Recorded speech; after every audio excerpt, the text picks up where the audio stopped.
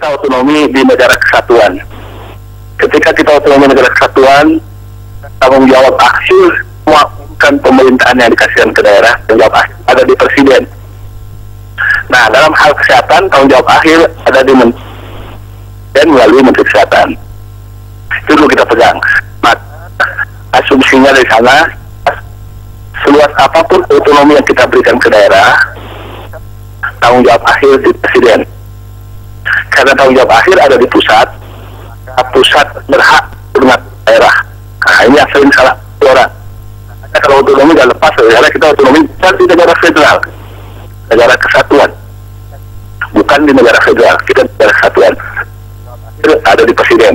Oke. Maka pertama adalah membagi urusan pusat, provinsi, kabupaten kota di bidang kesehatan.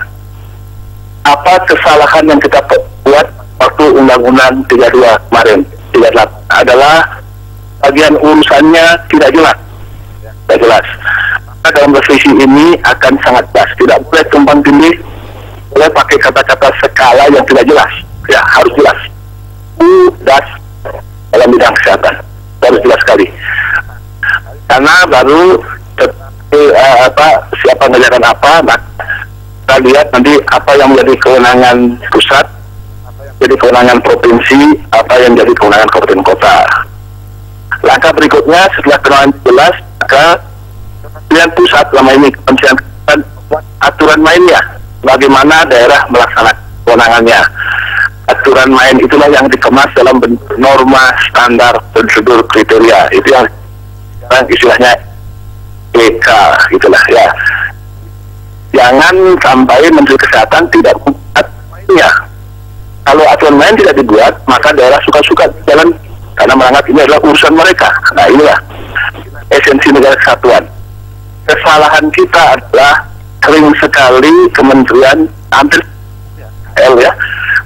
lelet ya, lambat membuat aturan mainnya, sehingga tidak ada guidance dari daerah, sehingga seolah daerah kalau otonomi itu mereka bisa sendiri ya. Nah, itu kesalahan yang berikut. Maka di sini dikatakan 2 tahun harus buat aturan main. Aturan main satu, ada yang sudah ada masih valid, bukan. 2, ada yang obsolete, outdated, direvisi. 3, ada yang belum ada, dibuat aturan baru. Nah, aturan-aturan ini yang sosialisasikan ke daerah, jangan dibuat itu didiemin daerah, jadi harus sosialisasi. Nah, setelah kita ngerti urusan ini, cara ngerjakan urusan itu, nah, baru langkah berikutnya adalah menata kelembagaannya, karena follow function ya. Bagaimana strukturnya? Tanggung jawab urusan kesehatan di Republik ini setelah diturunkan adalah Dinas Kesehatan Keseluruhan ya. Dia Dinas Kesehatan. Maka dalam undang-undang dikatakan dinas adalah unsur pelaksana otonomi daerah. Nah, oke, jadi karena urusan kesehatan jadi pelaksana Dinas Kesehatan daerah. Salahnya adalah dengan bahwa Dinas Kesehatan kemudian tidak bisa melaksanakannya sendiri. Dia butuh rumah sakit, butuh puskesmas. Maka rumah sakit dan adalah unit pemerintah, unit pelayanan dibentuk untuk melaksanakan secara teknis urusan kesehatan. Operator lah dia. Ya, kayak nyuntik orang, obatin orang, itu tidak mungkin dinasnya, tapi rumah sakitnya.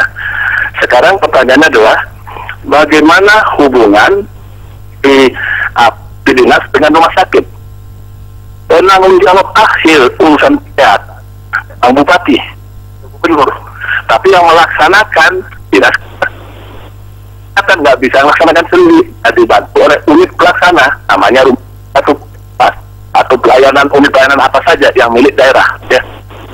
Maka supaya jadi integrasi, maka kebijakan regulatori yang adalah yang dilaksanakan oleh bupati melalui dinas kesehatan. Implementasinya sebenarnya day to day ke orang, nyuntik orang, ngobatin orang itu rumah sakit. Maka rumah sakit itu tidak akan kita ke depan kita atur, tidak dia struktural dari jabatannya, dia adalah jabatan fungsi fungsional, profession, ya profesionalisme dasarnya, bukan struktural.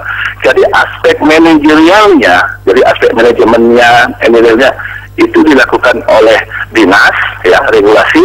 Aspek operasinya, operasionalnya, halo, ya dilaksanakan oleh rumah sakit. Nah, maka rumah sakit harus ada di bawah kendali dinas. Itu rumah sakit dari kendali dinas, ya. Pengendalian pengawasan pengawasan pelaksanaan kebijakan kesehatan, ya itu kalau hal-hal yang dilaksanakan di rumah sakit diawasi oleh si dinas. Nah, seluruh urusan kesehatan ada yang ngawasi. Internal yang ngawasi adalah bupati, tapi perpanjangan mata dan telinga bupati adalah inspektorat. Ya, kalau dari menteri, maka menteri yang akan punya dia mengawasi langsung, tanggung jawab akhir ada di menteri. Maka menteri juga punya unit pengawasan ke lapangan. Nah ini, oke. Kemudian personil, kalau urusannya jelas, lembaganya jelas. Sekarang personel follow function, orang ngikutin. Kelemahan kita sekarang adalah, kelemahan kita sekarang adalah sering sekali orang suka-suka ditunjuk. Nah ini kelemahan kita. Jadi bupati, gubernur suka-suka nunjuk kepala dinas kesehatan, suka-suka aja dia. Nah ini kita sudah sadari, maka lahirlah undang-undang ASN. Sejalan dengan undang-undang ASN, di undang-undang pemerintahan daerah kita atur bahwa untuk menjadi kepala dinas kesehatan harus ada 3 kompetensi yang harus dipenuhi.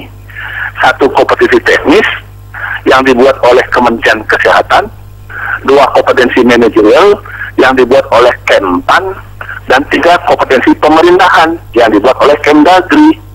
Maka 3 kompetensi ini akan diteskan, ya, diujikan, diseleksi, dijadikan bahan seleksi oleh daerah, ya, yang kemudian akan dibuat tim seleksi. Tim seleksi ini yang kemudian milih 3 dari calon, cuma 3. Kasihkan kepada bupati, tinggal bupati atau gubernur milih salah satunya. Kalau bupati menolak karena merasa ini hak otonomi kami, maka akan ada overrule mechanism. Maka gubernur yang melantik. Kalau gubernur juga menolak, maka menteri yang akan melantik dalam negeri yang melantik, dan bupati gubernur akan kena sanksi. Nah, dengan cara begini Pak, kita akan harapkan mekanisme sistem kesehatan yang dari segi pemerintahan bisa dipertanggungjawabkan dan tidak terjadi tumpang tindih.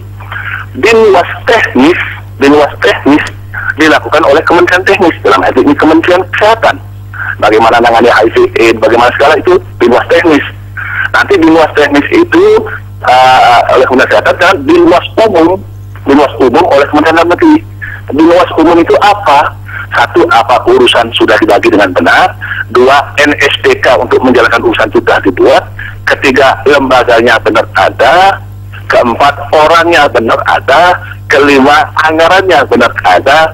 6, pelayanan publiknya ada tidak. Nah itu dinas yang umum. Dinas yang teknis, mana cara imunisasi, bagaimana memberantas HIV/AIDS, yang sudah teknis kesehatan, Kementerian Kesehatan. Kira-kira Bapak Ibu sekalian, kira-kira itulah kita dalam merevisi Undang-Undang 32 yang akan datang. Agar urusan itu kalau diatur dengan PP ditabrak melulu oleh Undang-Undang Seks. Kami sepakat dengan panja DPR, ya, pansus dari komisi, bahwa lampiran pembagian kewenangan tadi akan menjadi lampiran tak terpisahkan dengan batang tubuh undang-undang. Jadi dinaikin pangkatnya dari PP menjadi undang-undang, lampiran undang-undang, sehingga dengan demikian tidak lagi ada kementerian undang-undang sektor yang nanti bertabrakan lagi dengan undang-undang otonomi sepanjang terkait dengan pembagian urusan. Undang-undang sektor bertanggung jawab masalah teknis sektornya. Undang-undang otonomi membagi teknis itu ke dalam susunan pemerintahan. Pusat yang ngerjain apa, provinsi ngerjain apa, kabupaten kota ngerjain apa. Kira-kira gitu Pak, mudah-mudahan jadi jelas dulu pertanyaannya.